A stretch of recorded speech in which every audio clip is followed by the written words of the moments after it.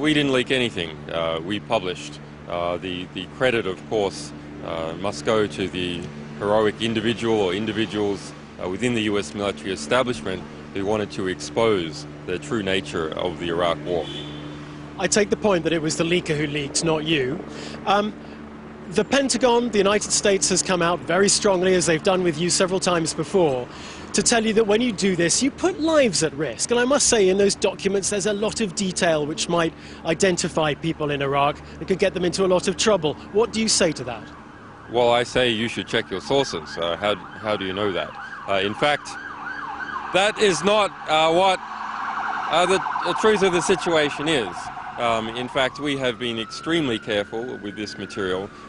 In our previous release for Afghanistan, a NATO official in Kabul, as recently as 2 days ago, told CNN that they hadn't been able to find a single person that was in need of protection.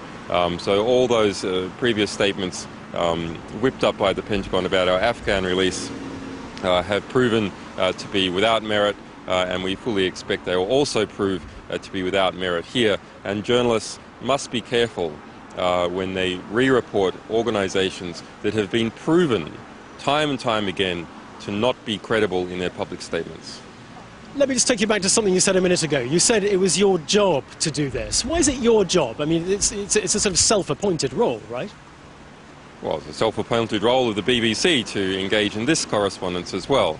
But that is our role as an organisation, and we fulfil that role because other organisations do not. It is our hope, of course, that all media organisations would be in an environment where they felt safe to get the truth out to the public. Unfortunately, that is not yet the world that we live in. We are doing our best effort to try and ensure that it is, and in the meantime protect people as best we can.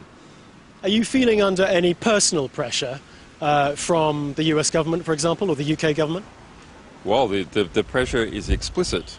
In fact, the United States government, through its arm, through the Pentagon, made public demands in relation to the publication of these documents that, in fact, they be destroyed. Now, the demands were quite odd, but that is because they were designed to trigger the US Espionage Act and get up an espionage prosecution against our staff.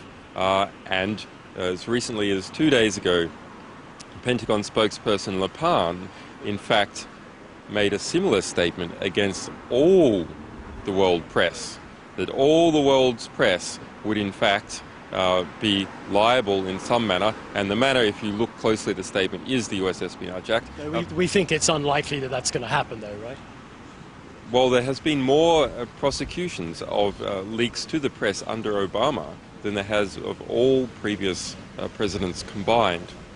So there is an attempt to get up a new sort of interpretation of the US Espionage Act, sort of to turn that into an Official Secrets Act, unprecedented, arguably unconstitutional, but that is what the US administration is trying to do, and it must be aggressively resisted, and we see this release in part. Of course, the most important thing is the revelation of 900,000 deaths and the circumstances, but in part it is a strong no. We will not tolerate that, and the rest of the world press will not be bullied either. Very briefly, what are you going to publish next? We never talk in any specifics about upcoming releases, but we are. But there's more to come, we believe. There is more to come about many countries, including the United States, of a serious nature. Julian Assange, thank you for joining us. Very interesting. Julian Assange there, the founder of